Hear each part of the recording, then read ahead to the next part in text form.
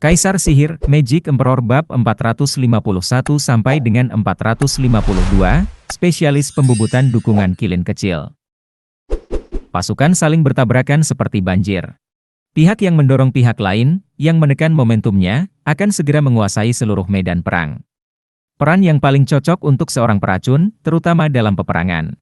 Zhuo Fen meremehkan para peracun, mengatakan bahwa mereka tidak berguna dalam pertarungan para ahli, tetapi dalam hal pemusnahan, tidak ada yang lebih baik dalam hal itu. Dan dalam pertarungan seperti ini, seorang peracun adalah kekuatan yang harus diperhitungkan, seorang malaikat maut yang benar-benar melakukan tugasnya sesuai dengan kehendak Tuhan. Yan Bogong mengetahui pentingnya dirinya, ingin menggunakan kesempatan ini untuk menunjukkan kekuatannya. Tapi melawan Yan Song yang pengkhianat, kesempatannya hilang dan dia malah menderita karena meracuni dirinya sendiri dalam ironi yang kejam. Itu hanya membuatnya semakin malu. Lord Agung yang menggunakan racun untuk membunuh orang lain kini mendapat koin yang sama. Dan racun Yan Song tidak hanya mempengaruhinya, tapi para ahli dari faksi Regent Estate secara massal. Jika dia mundur sekarang, tidak ada lagi namanya yang tersisa untuk dibicarakan. Yuan Shan memperhatikan kabut beracun saat dia mundur. Selusin ahli Radiant Stage, percaya diri dengan kekuatan mereka, menerobosnya untuk menjatuhkan Yan Song. Dia harus mati agar pasukan mereka dapat bertahan hidup. Pasangan kuat klan Luo memasuki adegan di tengah jalan mendorong orang-orang tua ini kembali dengan wajah yang menyedihkan. Dan itu bahkan tidak sampai setengahnya. Apa yang membuat mereka begitu celaka dan berharap mereka dapat merobek keduanya sepotong demi sepotong, adalah bahwa klan Luo secara keseluruhan telah mewarisi keterampilan balik ahli Zhuo Fen. Dengan jatuhnya lembah neraka, Balai Raja Pil, dan Mary, Woods klan Luo telah memperkuat peringkat senior mereka di setiap rumah yang runtuh. Pemimpin dan tetua yang tidak melanggar janji-janji hebat Zhuo Fen, berakhir sebagai teladan bagi mereka yang melakukannya. Namun beberapa orang yang tersesat pasti berhasil lolos dari kehancuran rumah dan kembali ke tuan rumah mereka. Sejauh ini semuanya baik-baik saja.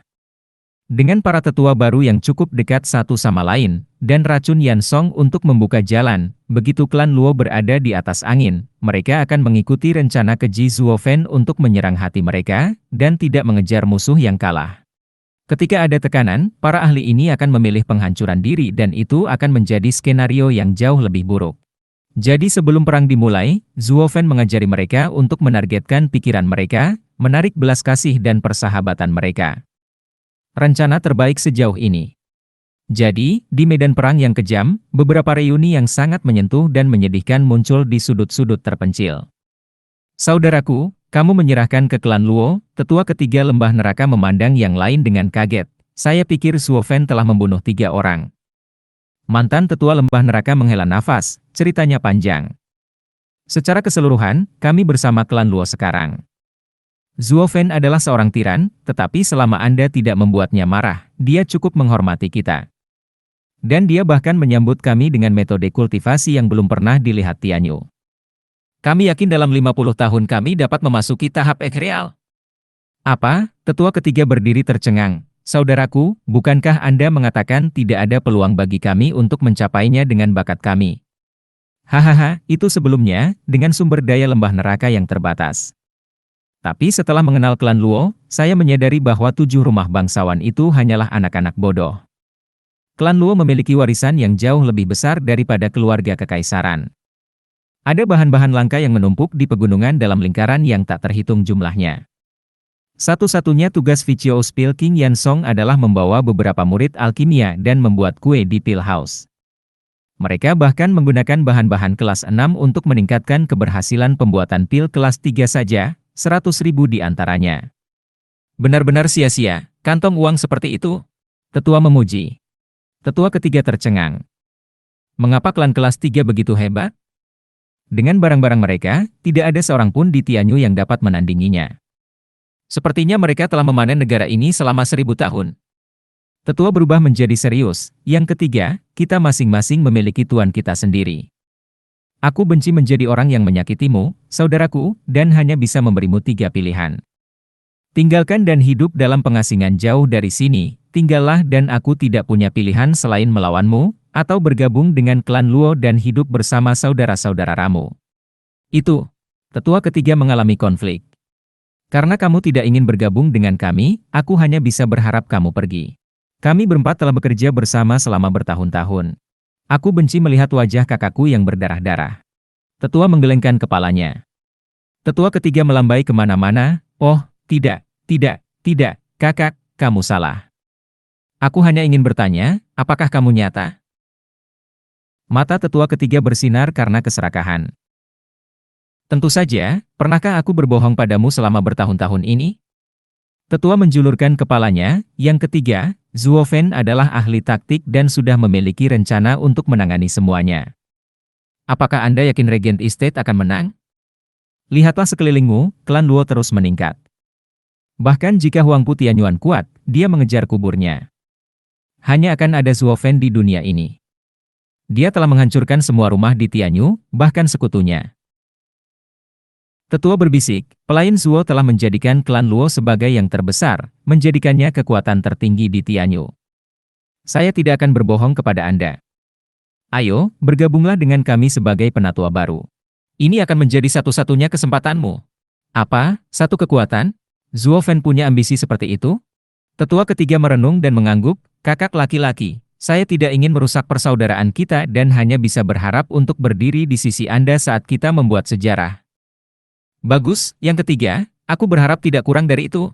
Tetua meraih telapak tangannya, mengambil botol dari punggungnya yang berisi cacing darah. Saudaraku, untuk memasuki klan Luo, kamu harus mengambil cacing darah ini. Tetua ketiga menganggapnya tidak pantas, tetapi dari pandangan tegas tetua, ini bukanlah permainan. Mengingat kembali janji sumber daya dari klan Luo, tetua ketiga menelannya. Tetua lembah tertawa, melakukan perjalanan kecil yang menyenangkan ke Regent Estate untuk membunuh mereka semua. Pertukaran yang sama terjadi di semua tempat. Mengatakan itu karena persaudaraan padahal umpan yang menjuntai terlalu bagus. Lagi pula orang-orang ini adalah tunawisma, mereka bahkan tidak punya waktu untuk mengkhawatirkan sumber daya. Datanglah klan Luo mengulurkan tangannya yang berlapis emas. Siapa yang waras yang akan menolaknya? Sebagai bukti ekstra keikhlasan, itu datang dari teman lama. Pertempuran terjadi beberapa jam ketika Yuan Shan dan para bangsawan lainnya menemukan sesuatu yang aneh. Apa yang dilakukan pemimpin dan tetua? Membantai mereka? Bukankah masih terlalu dini untuk kembali? Dan mengapa jumlahnya begitu banyak? Dengan menghabiskan banyak waktu untuk memprosesnya, mereka semua sampai pada satu kesimpulan, mundur. Ternyata ini adalah perang besar. Musuh tidak datang untuk membunuh kita, tapi untuk membalikkan kita. Bagaimana mereka bisa menang sekarang? Yang tersisa hanyalah mereka berbalik juga. Leng Wuchang menghela nafas. Perang psikologis Zuo Fen terjadi di dunia lain. Apa yang dia gunakan untuk mencapainya? Pasti ada sesuatu yang aneh dengan hal ini sehingga bisa mendapatkan begitu banyak dalam waktu sesingkat itu. Kembali ke Regent Estate? Kalau begitu, kami akan memikirkannya. Leng Wuchang berteriak kepada faksinya. Klan Luo sedang mengejar mereka. Trio Shadow King menyaksikan perang aneh itu dengan wajah bodoh. Apa-apaan ini? Apa yang klan Luo lakukan terhadap mereka? Bukankah ini terlalu cepat? Raja bayangan terperangah. Fang Qiubai menghela nafas. Jika Anda mencari spesialis dalam mengubah ahli, pergilah ke klan Luo kota Wingaze dan temukan Zuo Fen. Wajah Raja bayangan berkedut. Bahkan dengan kepergian Zuo Fen, semuanya masih berjalan sesuai aturannya. Kemenangan Regent Estate didasarkan pada tubuh berlian 9 naga Huangpu Tianyuan saja sementara Zuo Fen memiliki beberapa serangan taktis selain dirinya sendiri. Dengan kata lain, triknya ini mempunyai dampak yang lebih besar daripada kekuatannya. Dalam aspek ini, Zuo Fen mengalahkan Leng Wuchang sejauh bermil-mil. Sekali lagi gunakan dirinya sebagai umpan. Fang Qiubai menghela nafas, Zuo Fen menggunakan taktik yang sama dalam debat esoterik dengan cemerlang. Sementara sekarang, dia mendapati Leng Wuchang tidak siap, rencananya bekerja dengan kekuatan penuh bahkan saat dia pergi. Dia menang dalam segala aspek. Menurutmu, apakah kekalahannya palsu? Raja bayangan melihat ke langit, kalau begitu dia pasti punya cara untuk menghadapi Huangpu Tianyuan. Aku benar-benar penasaran tentang apa yang mungkin bisa menahan tubuh berlian 9 naga. Saingan terakhir Zuo Fen mungkin adalah kita. Fang Qiubai dan Sima Hui mengangguk sambil terbang untuk menyaksikan perang tersebut berlangsung. Suara mendesing. Kilatan merah menghiasi langit sesekali, selaras dengan cahaya keemasan mata kanan Zuo Fen. Tepat di belakangnya ada lampu kuning, yang meleset setiap kali dia melompat, tetapi begitu cepat sehingga tidak ada yang bisa mengenali apa itu. Zuo Fan muncul 1 mil jauhnya, hanya untuk melihat cahaya kuning yang sama di jejaknya. Dia mengertakkan gigi, meludahkan darah beberapa kali dan kembali berlari. Zuo Fan terus bermunculan setiap mil, tetapi tidak peduli apa yang dia lakukan, dia tidak bisa menggoyahkan ekor kuningnya. Huangpu Tianyuan berada tepat di belakangnya. 3 hari penuh, itulah lamanya keduanya bermain-main. Lubang dada Zuo Fan masih bocor, wajahnya lebih putih dari kertas. Namun dia tidak pernah berhenti bergeser, bahkan untuk menarik napas pun tidak. Bahkan penundaan 1 menit pun akan membuat orang aneh itu merobeknya lagi. Zuo Fan menggelengkan kepalanya. Satu-satunya keluhannya terhadap tubuh berlian 9 naga adalah kemampuannya untuk membawa Huangpu Tianyuan ke tahap ethereal setelah ke-9 jiwa naga bersatu. Sekarang, itu akan berarti malapetaka bahkan baginya. Oleh karena itu, dia membiarkan lelaki tua itu memiliki 8 naga itu, mencapai puncak tahap radian, sambil berpikir bahwa tidak peduli seberapa kuat dia tidak akan sebanding dengan kaki binatang suci Qilin. Dengan proyeksi berwujud, lengan Qilin akan seperti serangan dari langit, menghancurkan segalanya, jika tidak langsung membunuhnya. Kenyataan juga menegaskan kebenaran ini. Huangpu Tianyuan terbaring terpelintir di bawah kaki Qilin bahkan dengan tubuh berlian 9 naga. Namun dari perhitungan Zuo Fan, akar bodi diintegrasikan ke dalam tubuh berlian 9 naga untuk menggunakan tongkat naga pengembalian itu dan memungkinkan dia untuk segera kembali beraksi. Itu membuat tubuhnya benar-benar tak terkalahkan dan bahkan membuat Zuo Fan tidak bisa berkata-kata tentang cara melawannya.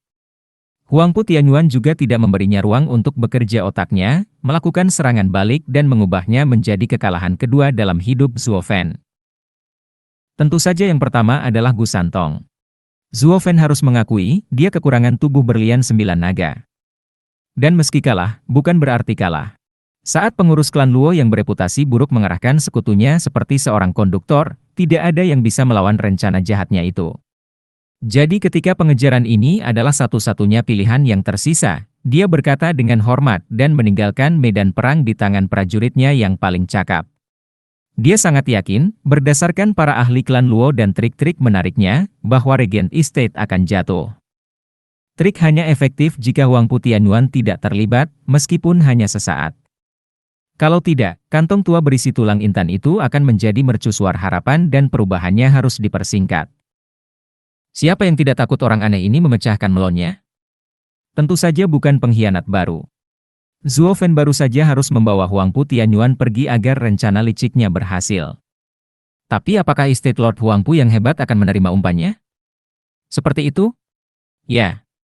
Zuo Fan sangat yakin. Sebagai permulaan, setelah mengalahkan Zuo Fan, kepercayaan dirinya pada kekuatannya meledak ke tingkat yang belum pernah terjadi sebelumnya. Dengan nilai penting Zuo Fan untuk kemenangan klan Luo, jika dia mati, klan Luo akan tamat. Jika Zuo Fan ada, tidak peduli seberapa hancurnya klan Luo, atau berapa kali dipukuli, itu akan tetap seperti rumput di musim semi, tumbuh entah dari mana, dengan kekuatan lebih dari sebelumnya. Itu hanya masalah waktu saja. Huangpu Tianyuan tidak bisa membiarkan hal itu terjadi. Keadaan Zuo Fan yang terluka parah adalah kesempatan terbaik untuk membawanya keluar selamanya. Kedua, Zuo Fan terlalu terang, menyembunyikan cahaya klan Luo. Setiap kali Regent Estate menghadapi Zuo Fan, mereka menderita kerugian besar. Sampai-sampai seluruh Regent Estate percaya bahwa perang ini sebenarnya adalah pertarungan melawan Zuo Fan sendirian. Li Jingtian dan pakar lainnya dapat diabaikan.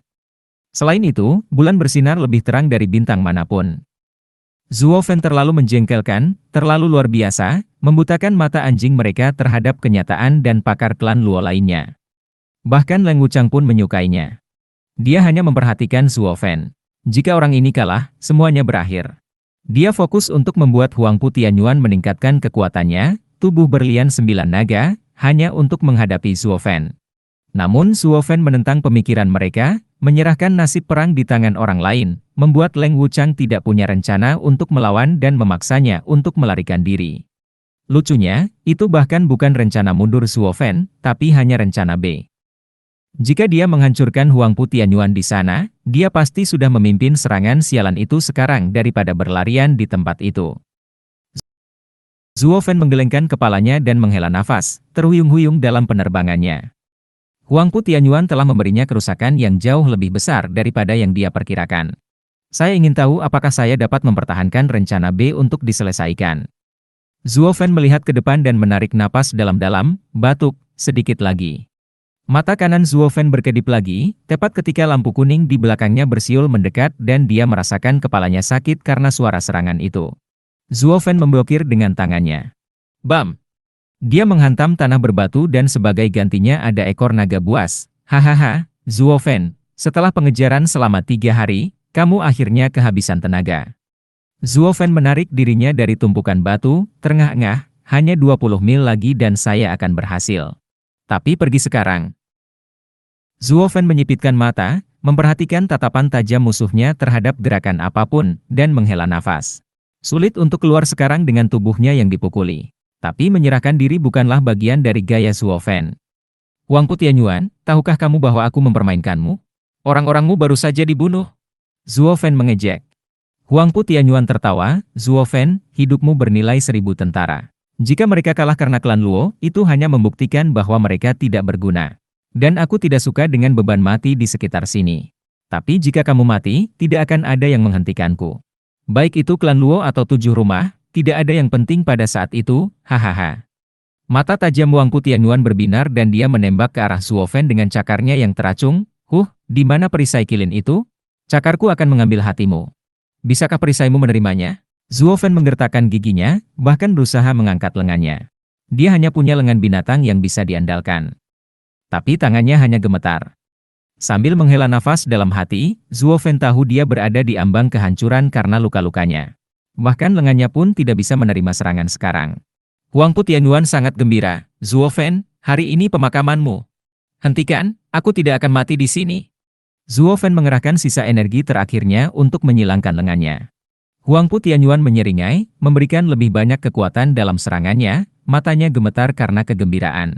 Pahlawan besar Zuo Fen, yang telah membuat kekacauan di Tianyu selama 1 dekade, akan menemui ajalnya di tangannya.